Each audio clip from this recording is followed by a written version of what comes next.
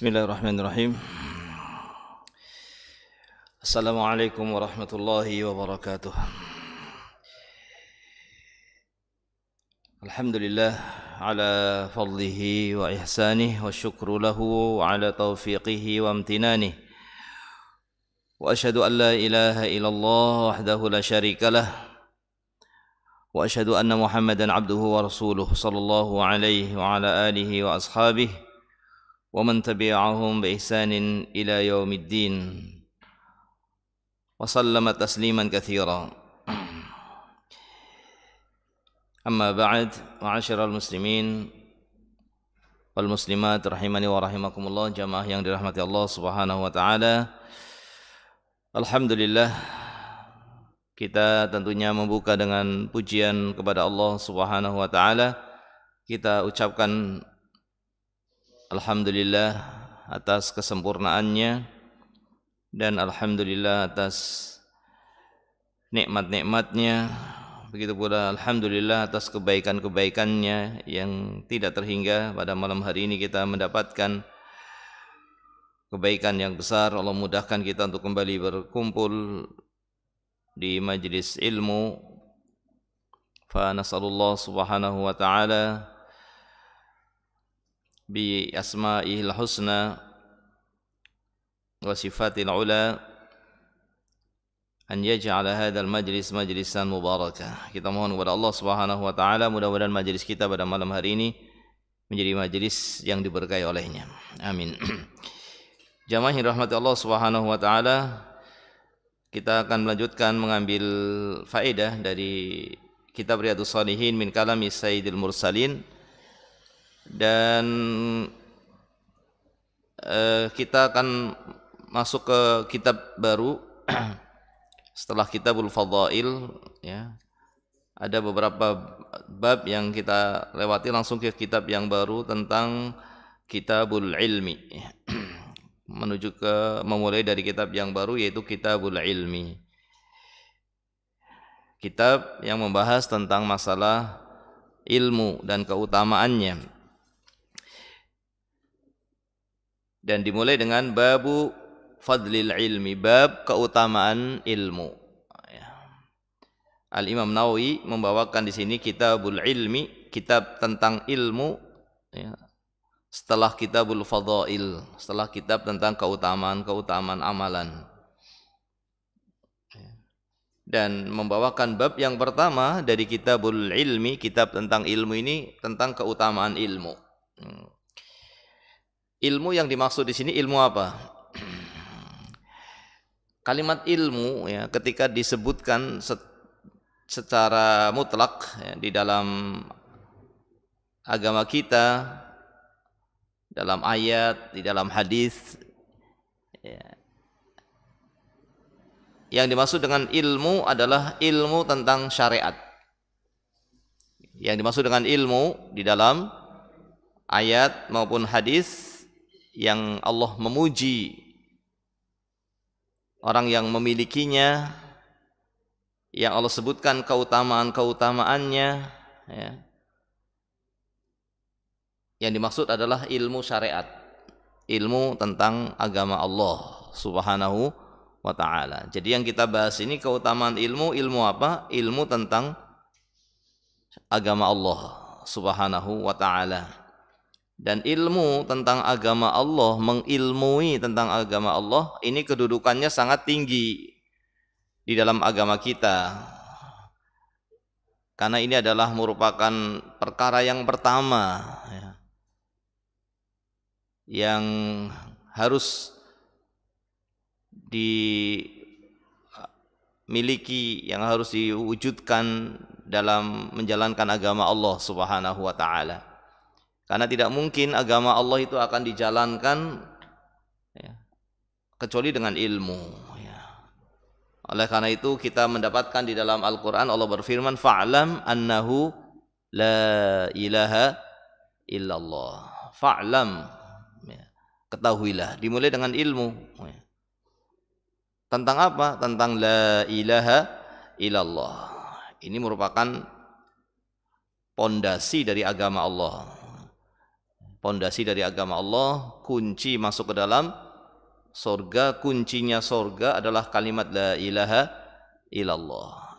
Dan kalimat ini diperintahkan kita untuk mengilmuinya. Maka ilmu adalah sesuatu yang pertama, ya. Sesuatu yang sangat penting dalam agama kita, ya. Termasuk dari perkara yang paling penting yaitu tentang tauhid. Ini harus dimulai dengan ilmu, ya. Oleh karena itu di antara doa Nabi kita Muhammad sallallahu alaihi wasallam yang insyaallah jamaah semuanya sudah hafal, Nabi mengajarkan kepada umatnya untuk berdoa, Allahumma inni as'aluka ilman nafi'a. Allahumma inni as'aluka ilman nafi'a. Setelah itu apa? Wa rizqan thayyiba. Setelah itu wa amalan mutaqabbala. Ya, kita diajari berdoa oleh Nabi SAW untuk meminta kepada Allah. Yang pertama kita minta apa? Ilmu yang bermanfaat. Barulah setelah itu rizki dan kemudian amal. Didahulukan di sini ilmu, ya, dari rizki dan dari amal. Karena kita tidak mungkin akan mengetahui mana yang halal, mana yang haram, rizki yang baik, yang tidak baik, kecuali dengan ilmu. Dan kita tidak bisa mengetahui mana amal yang diterima, mana amal yang soleh, mana amal yang yang toleh, kebalikan dari soleh, ya, amalan yang tidak diterima, tidak kita mengetahui kecuali dengan ilmu, ya. Maka ilmu itu kedudukannya sangat tinggi di dalam agama kita. Ilmu itu bagi orang yang memilikinya ibarat cahaya, ya. Ibarat cahaya. Ini seorang dalam hidupnya di dunia, kalau dia tidak punya ilmu, seperti orang yang hidup dalam kegelapan, ya.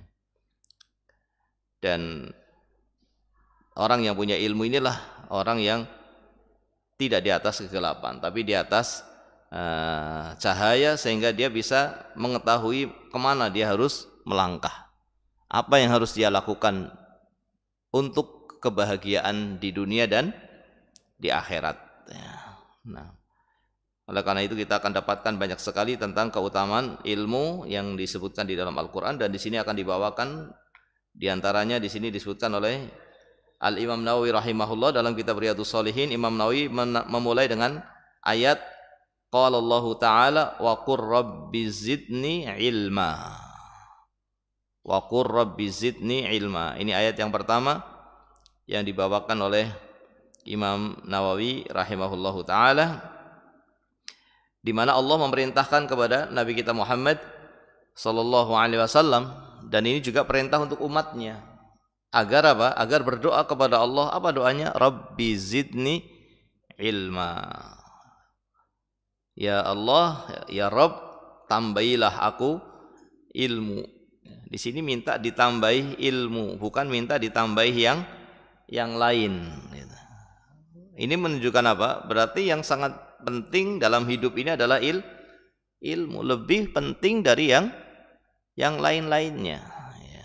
Lebih penting dari yang lain-lainnya, sehingga Allah tidak memerintahkan kepada Nabi kita Muhammad SAW untuk meminta tambahan yang lainnya, tetapi, ya, Allah Subhanahu wa Ta'ala memerintahkan kepada hambanya, kepada Rasulnya yang mulia, atau hamba dan Rasulnya yang mulia, agar meminta ditambahi ilmu, agar meminta ditambahi ilmu. Ini menunjukkan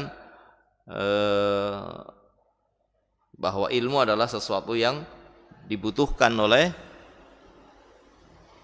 manusia lebih daripada butuhnya kepada yang lainnya, sehingga agar minta ditambahi ilmu, bukan minta ditambahi yang lainnya. Kemudian juga waqala ta'ala, Allah Subhanahu wa Ta'ala berfirman, kalau tadi dalam surat Thaha ayat 114, kemudian dalam surat Az-Zumar ayat yang ke-9 Allah Subhanahu wa Ta'ala berfirman, qul hal yastawil ladina ya'lamun wal ladina la ya'lamun.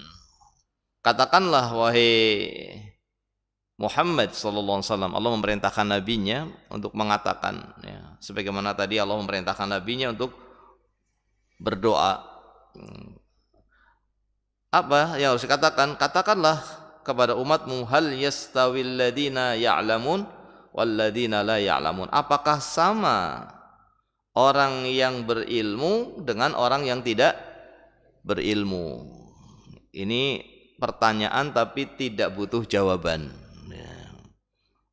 Karena setiap orang pasti bisa menjawab tidak sama. Sehingga ini bukan pertanyaan yang butuh jawaban, tapi butuh apa? Butuh diwujudkan. Karena kalau sekedar apakah sama antara yang berilmu dengan yang tidak berilmu, siapa yang tidak bisa menjawab pertanyaan itu? Ini pertanyaan yang sudah pasti jawabannya tidak sama. Setiap orang akan mengatakan tidak sama antara yang berilmu dengan yang tidak berilmu, antara yang tahu dengan yang tidak tahu tentu tidak sama. Maka karena setiap orang tentu tahu jawaban ini, ya ini bukan yang dimaukan. Jadi ini pertanyaan tapi tidak butuh jawaban, tetapi ini pertanyaan yang butuh perwujudan. Kalau sudah tahu atau kalau sudah memahami bahwa tidak sama antara yang berilmu dengan yang tidak berilmu, mestinya engkau menjadi orang yang berilmu. Mestinya jangan ridho ketika tidak berilmu. Jangan menjadi orang yang cukup dengan tidak berilmu, merasa cukup padahal tidak berilmu.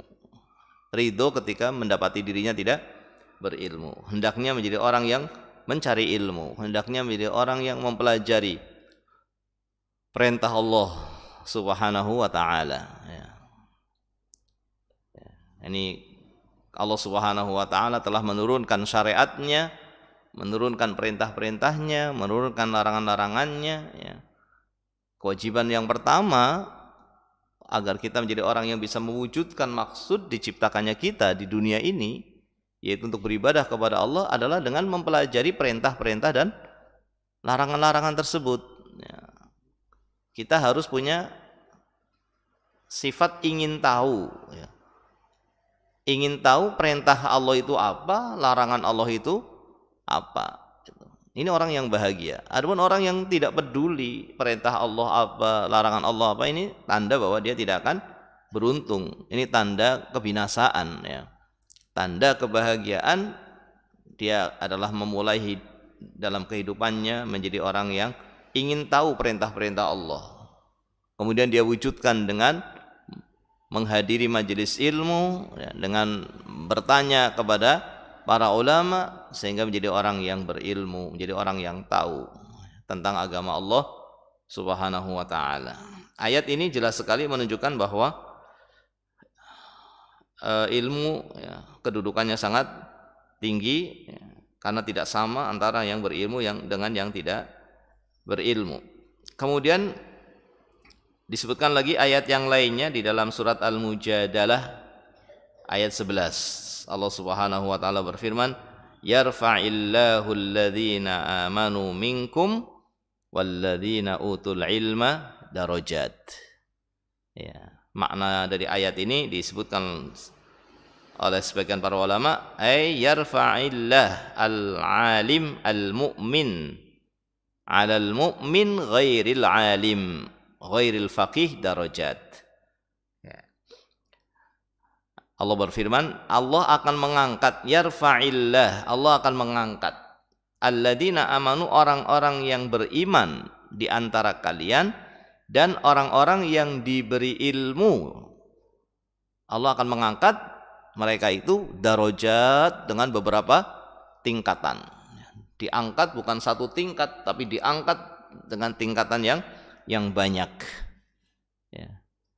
Di antara maknanya disebutkan para ulama bahwasanya Allah akan mengangkat orang yang alim, orang yang berilmu dan beriman, di atas orang yang beriman tapi tidak berilmu. Ini sudah sama-sama beriman, maka ini orang yang sudah mendapatkan kebaikan, tetapi tingkatan kedudukannya di sisi Allah di antara orang-orang yang beriman ini tidak sama. yang tinggi kedudukannya di sisi Allah adalah orang yang beriman dan berilmu. Allah mengangkat derajatnya orang yang berilmu dan beriman di atas orang yang beriman tapi tidak berilmu, ya. Diangkat kedudukannya lebih tinggi dengan tingkatan yang sangat banyak. Ya. Kedudukan yang tinggi dengan sebab ilmu ini menunjukkan apa? Menunjukkan tentang pentingnya ilmu, dan ilmu adalah sebab untuk mendapatkan posisi yang tinggi di sisi Allah Subhanahu wa taala. Kita tentunya ingin menjadi orang yang memiliki posisi yang tinggi di sisi Allah Subhanahu wa taala, dan ternyata Allah akan mengangkat posisi yang tinggi dari hamba-hambanya jika dia itu beriman dan berilmu. Kemudian yang terakhir, ayat yang terakhir di sini dibawakan. Jadi ada berapa ayat tadi? Ada 5 ayat ya. Surat Toha 114, surat Az-Zumar, surat Al-Mujadalah 4 ayat dibawakan di sini. Ayat yang terakhir yang dibawakan adalah innama yakhshallaha min ibadihil ulama. Sesungguhnya tidaklah yang takut kepada Allah dari hamba-hambanya kecuali para ulama. Kita tahu ulama itu adalah orang yang kedudukannya tinggi di sisi Allah Subhanahu wa taala, ya. Bahwasanya ulama itu adalah warasatul anbiya. Posisinya itu seperti para nabi. Nah,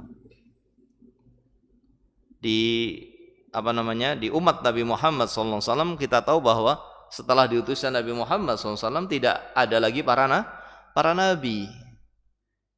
Maka yang paling mulia dari umat Nabi Muhammad SAW adalah para ulamanya. Ya.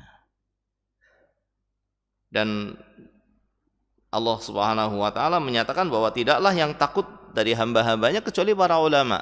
Ya. Ini menunjukkan bahwa ini menunjukkan keutamaan kedudukan yang tinggi orang-orang yang memiliki ilmu. Ya. Bahwa orang-orang yang memiliki ilmu memiliki kedudukan yang tinggi di sisi Allah Subhanahu wa taala. Dan ilmu inilah yang akan membuat orang menjadi takut kepada Allah. Kenapa dia takut kepada Allah dengan ilmunya? Ya karena dia dengan ilmunya itu akan mengenal Allah. Semakin seorang mengenal Allah, maka seorang itu akan semakin mengagungkan Allah Subhanahu wa taala. Semakin orang mengenal Allah, maka dia akan semakin mencintai Allah Subhanahu wa taala. Semakin dia mengenal Allah, maka dia juga akan semakin takut kepada Allah Subhanahu wa taala, ya. Sehingga di sini menunjukkan keutamaan ilmu dan keutamaan orang yang memiliki ilmu, ya. Setelah itu dibawakan di sini ada hadis-hadis Nabi SAW, ya, hadis yang sangat banyak, ya.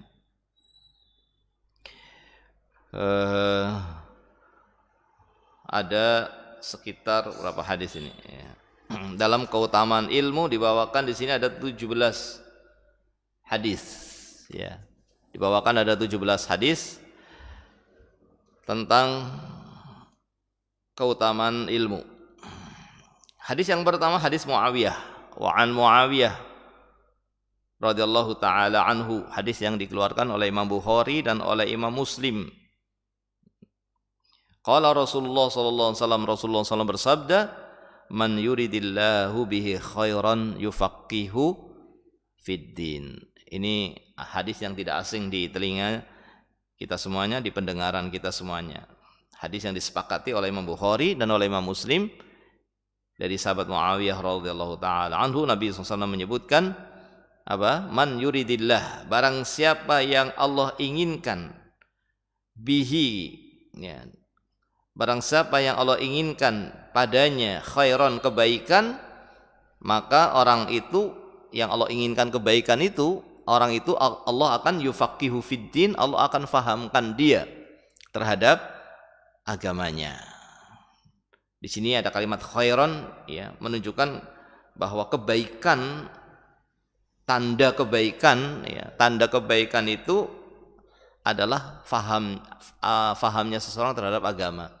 Ketika Allah memberikan kepada seseorang sehingga dia menjadi orang yang memahami agama, maka ini tanda kebaikan. Dan di sini kalimat khairan, ya, kalau dalam bahasa Arab itu bentuknya nakirah, ya. Nah, ini maksudnya adalah untuk menunjukkan ini sesuatu yang agung gitu. Barang siapa yang Allah inginkan kebaikan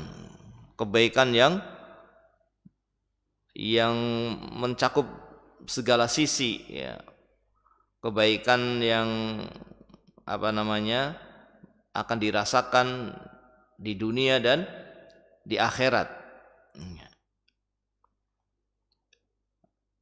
Barang siapa yang Allah inginkan kebaikan, maka tandanya Allah akan memahamkan dia terhadap agamanya. Sehingga ketika seseorang itu masuk ke dalam jalan menuntut ilmu, dia masuk ke jalan untuk menuntut ilmu, menghadiri majelis ilmu atau belajar di pesantren atau di sarana-sarana yang lainnya, maka dia telah memiliki tanda yang Allah beritakan melalui Rasulullah sallallahu alaihi wasallam. Tanda apa? Tanda bahwa Allah menginginkan kepada dia kebaikan. Bahwa Allah menginginkan kepada dia kebaikan. Namun yang dimaksud dengan ilmu di sini adalah ilmu yang diwujudkan dengan amalan. Jadi bukan sekedar ilmu saja, karena nanti kita akan tahu dari hadis-hadis yang lainnya, ilmu yang dimaksud adalah ilmu yang bermanfaat. Dan ilmu yang bermanfaat itu adalah ilmu yang diamalkan. Sehingga orang yang berilmu dan beramal, ini tanda bahwa tanda Allah menginginkan orang tersebut untuk mendapatkan kebaikan. Makanya Al-Imam Ibnul Qayyim rahimahullahu ta'ala, di dalam salah satu keterangannya beliau mengatakan, hadza idza urida bil fiqhi al-ilmu al-mustalzim lil amal, atau kama qala rahimahullah. Ini jika ilmu yang diinginkan, kata Imam Ibnul Qayyim, ini jika ilmu yang diinginkan oleh orang tersebut untuk diamalkan. Ini namanya yatafaqqah, yaitu orang yang berilmu dan beramal. Orang yang maksud dari menuntut ilmunya untuk menghilangkan kejahilan, ya, dan untuk mewujudkan dalam dirinya amalan, untuk mengangkat kejahilan dari dirinya, kemudian untuk mewujudkan dalam dirinya amalan, yaitu beribadah kepada Allah Subhanahu wa ta'ala. Jika orang itu punya maksud dari menuntut ilmu adalah untuk diamalkan, maka dia telah memiliki tanda bahwa Allah menginginkan kebaikan pada dirinya. Jadi bukan sekedar ilmu saja, bukan sekedar ilmu tanpa diamalkan, tidak. Allah menjadikan tanda bahwa Allah menginginkan kebaikan pada seseorang. Tandanya adalah dia faham terhadap agama, maksudnya dia menginginkan untuk memahami agama dan mengamalkannya. Dia punya keinginan untuk menuntut ilmu dan mengamalkan ilmunya, menginginkan untuk menghilangkan kejahilan pada dirinya, dan juga untuk mewujudkan amal ibadah sebagai maksud diciptakannya dirinya di dunia ini. Yang kita tahu bahwa kita diciptakan oleh Allah Subhanahu wa ta'ala tidak lain adalah untuk apa? Untuk beribadah, ya, untuk beribadah. Maka orang yang yang cerdas gitu ya, orang yang menginginkan keselamatan pada dirinya, ya, dia akan menjadi orang yang memanfaatkan hidupnya ini untuk beribadah kepada Allah Subhanahu wa ta'ala dalam seluruh kegiatannya. Karena ibadah itu bukan hanya ibadah yang sifatnya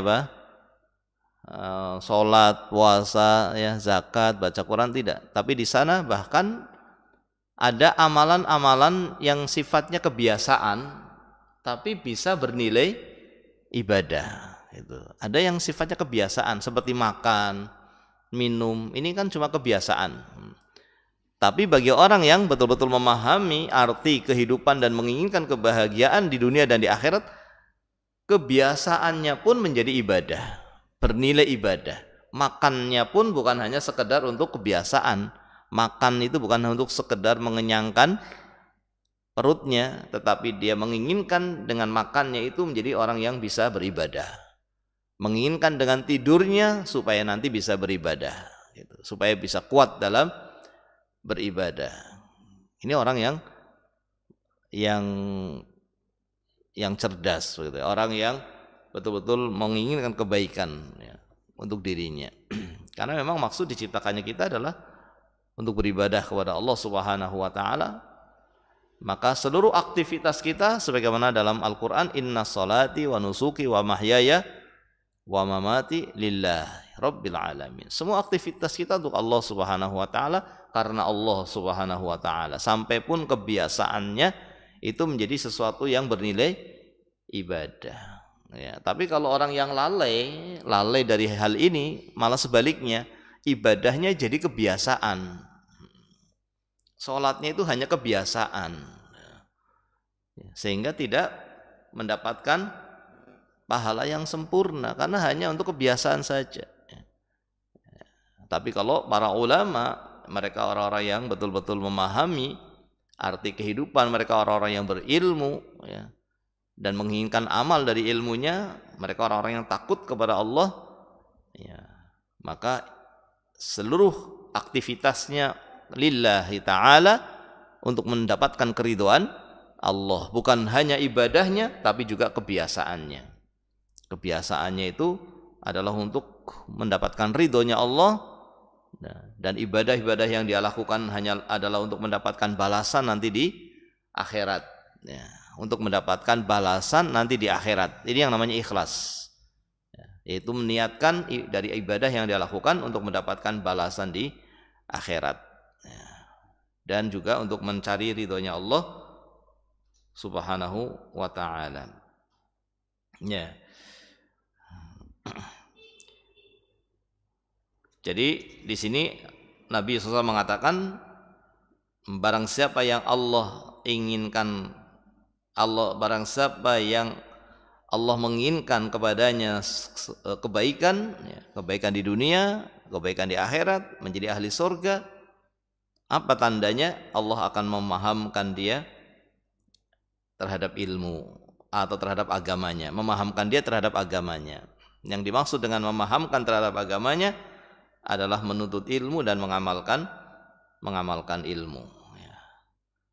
Karena kalau seorang hamba itu punya ilmu tapi dia mengamalkannya, maka dia tidak mewujudkan maksud diciptakannya dirinya, ya, yaitu untuk beribadah kepada Allah. Dan beribadah kepada Allah itu maksudnya adalah dengan mengikhlaskan ibadah itu. Semua kalimat ibadah di dalam Al-Quran itu maksudnya adalah untuk diikhlaskan semata-mata mencari ridhonya Allah. Itu yang dimaksud dengan ibadah. Dimanapun ada kalimat ibadah itu maksudnya adalah agar dilakukan murni untuk Allah, semata-mata hanya untuk Allah Subhanahu wa ta'ala, ya. Dan itulah yang menjadi sebab seorang akan mendapatkan kebaikan. Kemudian jamaah yang dirahmati Allah Subhanahu wa taala, hadis yang kedua, wa an Ibnu Mas'ud radhiyallahu anhu qala Rasulullah sallallahu alaihi wasallam, la hasada ila fisnataini, tidak ada hasad kecuali pada dua perkara. Ini kita tahu hasad itu sesuatu yang diharamkan. Hasad sebagai sesuatu yang dilarang dalam agama kita, diharamkan, bahkan ini dosa yang besar, ya, yang kita berlindung kepada Allah dari sifat ini, sifat yang sangat berbahaya dan sifat yang tidak ada sifat yang tidak ada untungnya kalau kita memiliki. Tidak ada manfaatnya. Ya. Dan di sini Nabi SAW menyatakan tidak ada hasad kecuali pada dua perkara. Berarti ada dua perkara yang boleh apa? Boleh hasad. Gitu. Tapi yang dimaksud dengan hasad di sini adalah apa yang dikatakan oleh para ulama dengan istilah ghibthah. Disebutkan di sini oleh Imam Nawawi di akhir hadis, wal muradu bil hasadi al ghibthah wa huwa an yatamanna mislahu, ya. Yaitu menginginkan apa yang ada pada orang, menginginkan seperti apa yang dimiliki orang. Itu namanya ghibthah, memiliki sebagaimana yang dimiliki oleh orang. Ini boleh. Apa itu yang menginginkan apa yang dimiliki orang menjadi sesuatu yang dibolehkan? Yang pertama, rajulun atahullahu malan fasallatahu ala halakatihi fil haqq, ya. Itu seseorang yang Allah berikan kepadanya harta, kemudian dia menggunakannya untuk kebaikan. Ini sesuatu yang kita boleh hasad dalam artian ghibthah tadi, menginginkan menjadi orang yang seperti orang yang dia mendapatkan harta yang banyak tapi digunakan untuk apa? Untuk kebaikan. Nah, menginginkan seperti ini, menginginkan seperti orang itu boleh. Menginginkan seperti seseorang yang Allah berikan kepadanya harta, ya, tapi digunakan untuk apa? Kebaikan. Bukan hanya menginginkan agar seperti orang yang banyak hartanya, bukan, tapi banyak hartanya dan digunakan untuk kebaikan. Ini yang boleh. Kemudian yang satunya lagi, wa rajulun atahullahul hikmah, dan seseorang yang Allah berikan kepadanya hikmah, diantaranya ilmu, ya. Wa huwa yaqdi biha, yang kemudian dia menggunakan ilmu tersebut, ya, sehingga dia bisa menyelesaikan segala persoalan dengan ilmu. Wa yu'allimuha, dan dia mengajarkan ilmu itu kepada orang lain. Ini menginginkan agar menjadi seperti orang yang punya ilmu yang bermanfaat.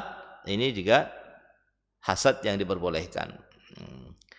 Tapi hasad dalam artian ghibthah, ya. Karena kalau hasad dalam artian hasad itu apa? Menginginkan agar kenikmatan yang diberikan oleh Allah kepada orang lain hilang. Menginginkan agar nikmat Allah yang Allah berikan kepada orang lain hilang. Ini hasad. Ini tidak boleh, ya. Tapi di sini diperbolehkan. Yang diperbolehkan ini adalah ghibthah. Tapi di sini dengan istilah hasad karena ada ada kemiripan, yaitu menginginkan seperti orang lain, gitu. Menginginkan seperti orang lain. Tapi kalau hasad ini menginginkan agar nikmat yang Allah berikan kepada orang lain itu hilang dari saudaranya. Ini tidak boleh. Ini sifat yang sangat jelek, ya.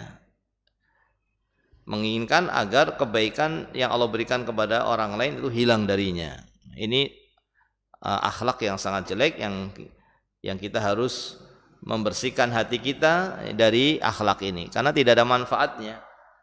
Karena Allah sudah membagi-bagi rizki, Allah sudah membagi-bagi kebaikan, dan Allah telah menetapkan itu untuk diberikan kepada hamba-hambanya. Maka tidak sepantasnya bagi seorang hamba menginginkan agar apa yang Allah berikan kepada saudaranya itu hilang dari menginginkan apa yang Allah berikan kepada saudaranya dari kebaikan itu hilang darinya. Ini hasad.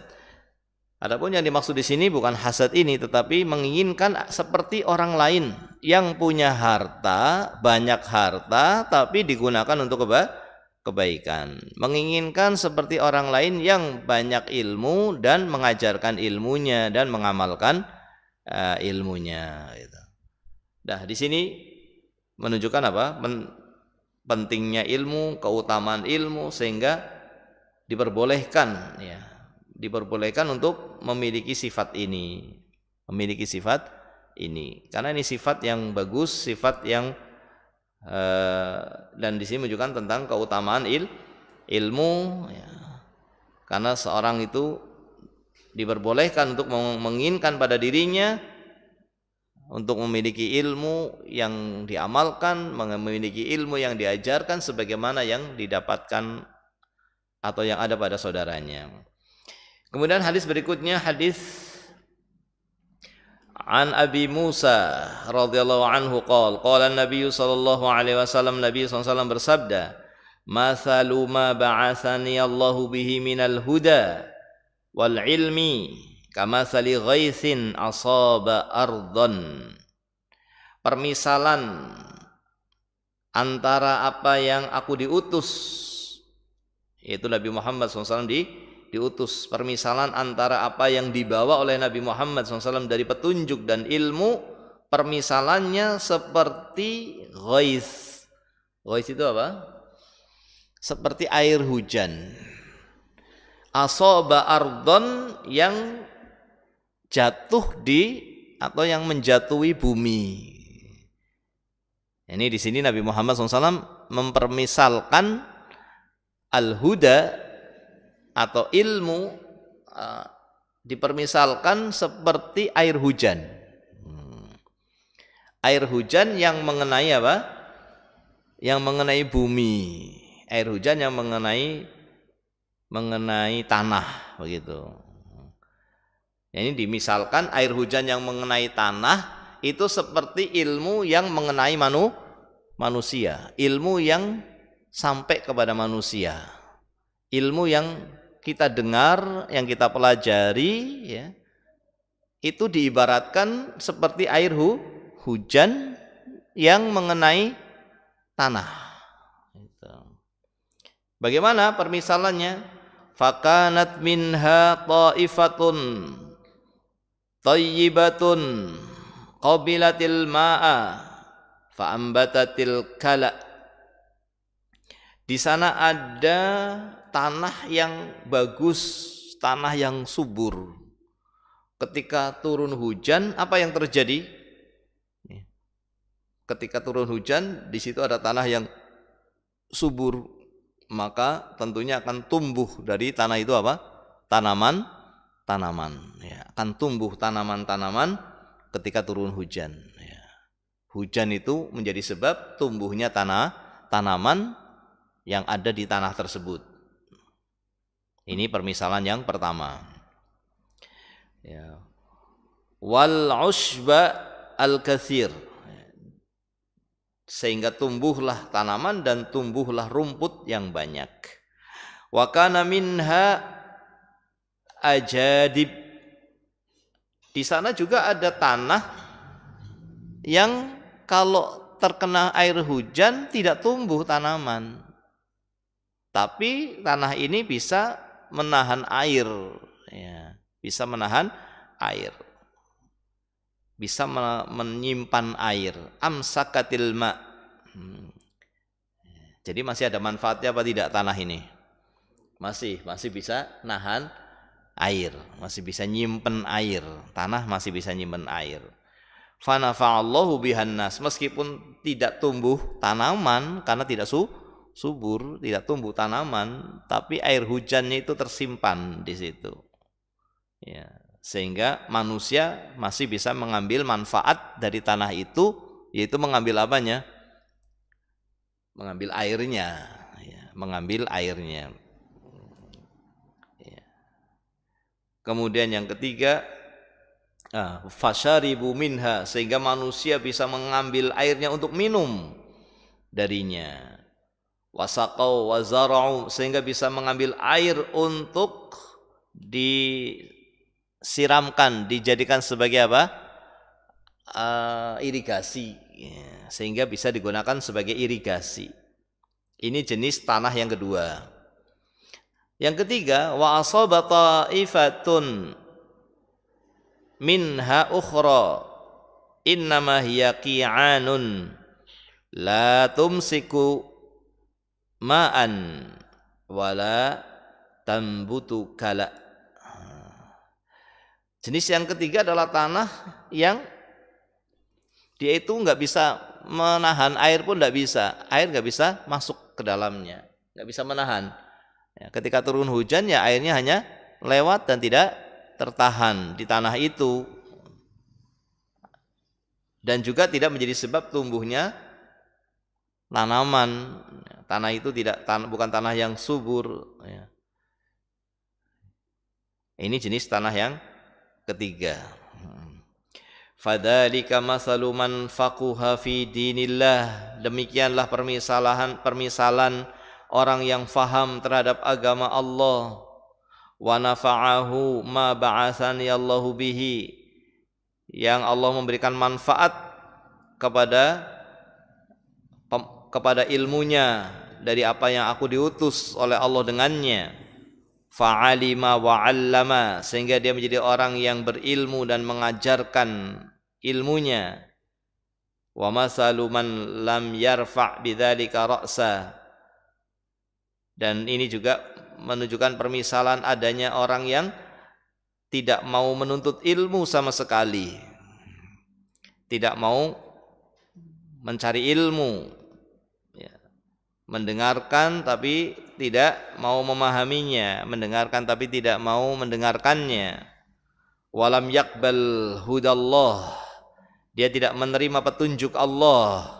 Alladzi ursiltu bihi, yang aku diutus dengannya. Muttafaqun alaih. Hadis ini disepakati oleh Imam Bukhari dan oleh Imam Muslim. Ini permisalan yang sangat bagus, ya, yang sangat jelas menunjukkan tentang keagungan hadis ini, ya, di mana apa? Dipermisalkan ilmu yang mengenai seseorang, ya, ilmu yang sampai kepada seseorang itu seperti air hujan yang menjatuhi bumi. Kalau tempatnya ilmu sebetulnya di hati, ya. Ilmu yang sesungguhnya itu adalah ilmu yang sampai ke dalam hati, yang kemudian merubah hati itu menjadi hati yang sehat, menjadi hati yang hidup. Nah, sehingga kalau hujan turunnya ke tanah, kalau ilmu turunnya kemana? Kemana jemaah? Kalau hujan jatuhnya ke tanah, kalau ilmu jatuhnya kemana? Jatuhnya ke hati. Nah, jadi tanah itu, ya, mengibaratkan hati pada manusia. Dan hujan itu mengibaratkan ilmu yang sampai kepada hati manusia. Ada hujan yang mengenai tanah dan membuat tanah itu tumbuh tanaman darinya. Ini tanah yang bagus, tanah yang subur, sehingga bermanfaat untuk orang lain. Orang lain mendapatkan manfaat, dia juga mendapatkan manfaat, orang lain juga mendapatkan manfaat dari apa yang jatuh kepadanya dari hujan tadi.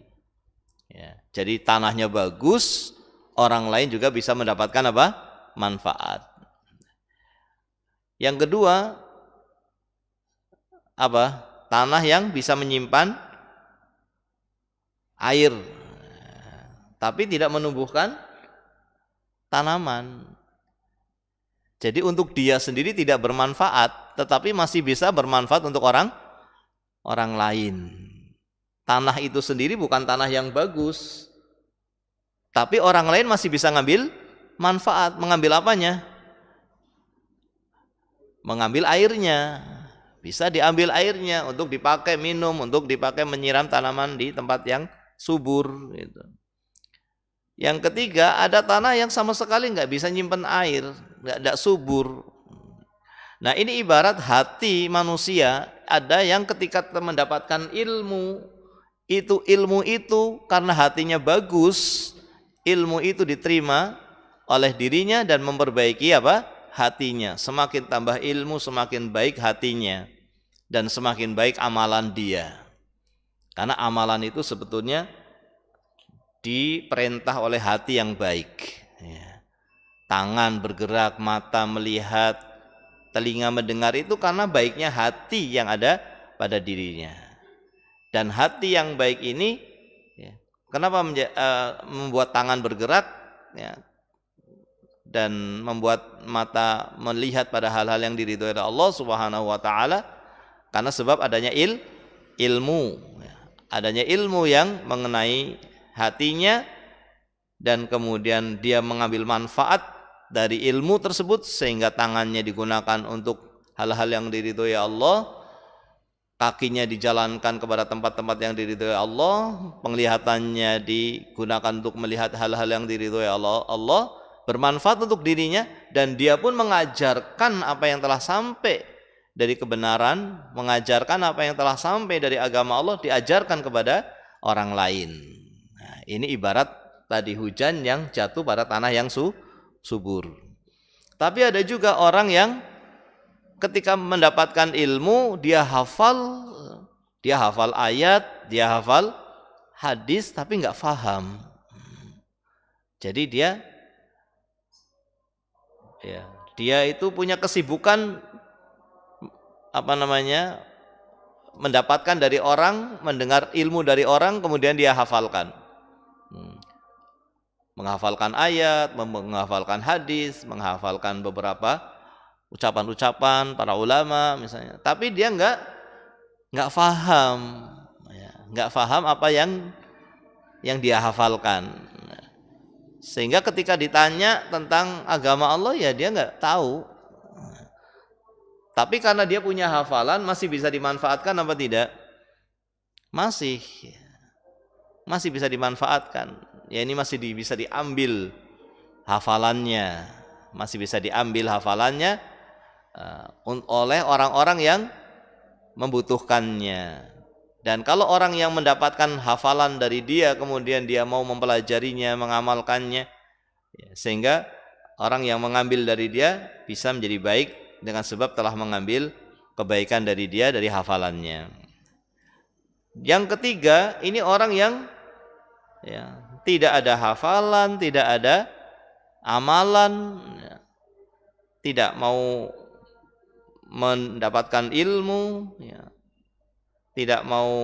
tidak berkeinginan untuk mencari ilmu, memahami agama Allah Subhanahu wa taala, sehingga dia menjadi orang yang jahil, tidak tahu agama Allah Subhanahu wa taala, maka ini jenis yang ketiga yang paling jelek.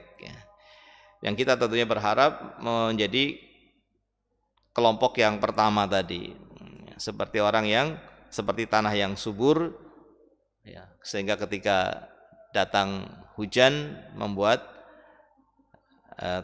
tumbuh tanaman, baik untuk dirinya dan juga kemudian baik untuk orang lain bisa mengambil tanaman yang tumbuh dari dia. Ini permisalan yang sangat bagus yang datang dari Nabi kita Muhammad SAW tentang terkait dengan ilmu yang ada pada seseorang. Dan masih banyak lagi tentang keutamaan ilmu, insyaallah kita akan sampaikan pada waktu yang lainnya. Ini sudah masuk waktu Isya. Mudah-mudahan yang sedikit ini bisa memberikan motivasi kepada kita untuk semakin bersemangat dalam menuntut ilmu, dan bahwasanya ini adalah amalan yang sangat besar, amalan yang kedudukannya sangat tinggi di dalam agama kita, yaitu mempelajari agama Allah Subhanahu wa taala. Kita cukupkan. Subhanakallahumma wa bihamdika, asyhadu an la ilaha illa anta, astaghfiruka wa atubu ilaik. Assalamualaikum warahmatullahi wabarakatuh.